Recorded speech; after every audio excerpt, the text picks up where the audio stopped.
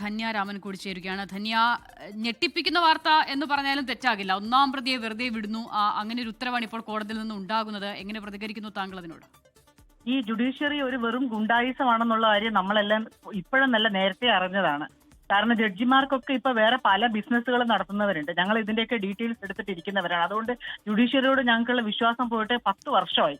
ഞങ്ങളുടെ SC atrocity ഒരു കേസും അവരെ കോടതിയിൽ എടുക്കാറുമില്ല. ഞങ്ങൾ എന്ത് ആവശ്യത്തിന് പോയാൽ പോലും അത് പ്രോപ്പറായിട്ട് നിയമത്തിന്റെ വഴി കൂടെ ഞങ്ങൾക്ക് ഹൈക്കോടതിയിൽ നിന്ന് പോലും ഞങ്ങൾക്ക് നീതി കിട്ടാറില്ല. അപ്പോൾ നിങ്ങളൊന്ന് ആലോചിച്ച് നോക്കുക, മധുവിനെ അവസാനം കൊന്നത് ആ ഭണ്ഡാരത്തിന്റെ അടുത്ത്, അമ്പലത്തിന്റെ ഭണ്ഡാരത്തിന്റെ അടുത്ത് അവനെ അവിടെ ഇരുത്തിയപ്പം ഈ ഒന്നാം പ്രതി വന്നിട്ട് അവന്റെ തലയെടുത്ത് ഈ ഭണ്ഡാരപ്പെട്ടിയിലേക്ക് ഒറ്റ അടിയടിച്ചു. അതാണ് അവന് ലാസ്റ്റ് കിട്ടിയ മർദ്ദനം. അതിലാണ് അവൻ മരിക്കുന്നത്.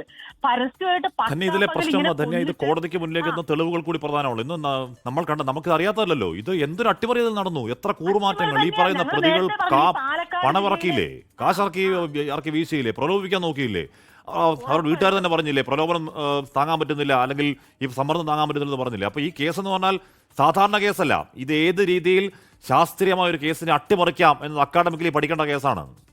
തീർച്ചയായിട്ടും. കാരണം ഒന്ന് ആലോചിച്ച് നോക്കി, കൊല ചെയ്യപ്പെട്ട മധുവിന്റെ അമ്മയ്ക്ക് 50 ലക്ഷം രൂപയാണ് ഓഫർ ചെയ്തത്.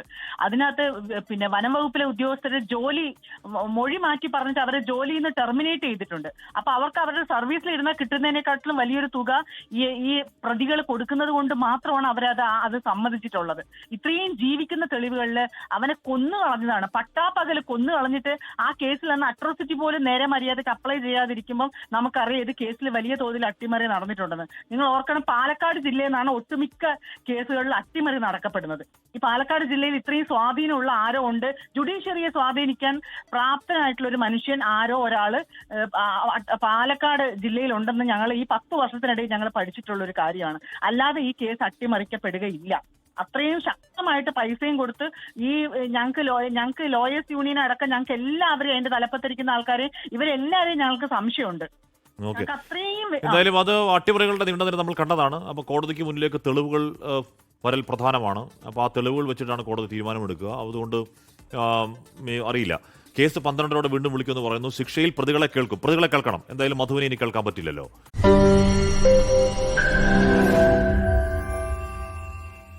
ലോകത്തെവിടെയായാലും ഏത് സമയത്തും 24 വാർത്തകളും ഓഗ്മെന്റഡ് റിയാലിറ്റി പാക്കേജുകളും എക്സ്പ്ലെയിനറുകളും വിശദമായി കാണാൻ ഞങ്ങളുടെ YouTube ചാനൽ നിങ്ങൾക്ക് സബ്സ്ക്രൈബ് ചെയ്യാം.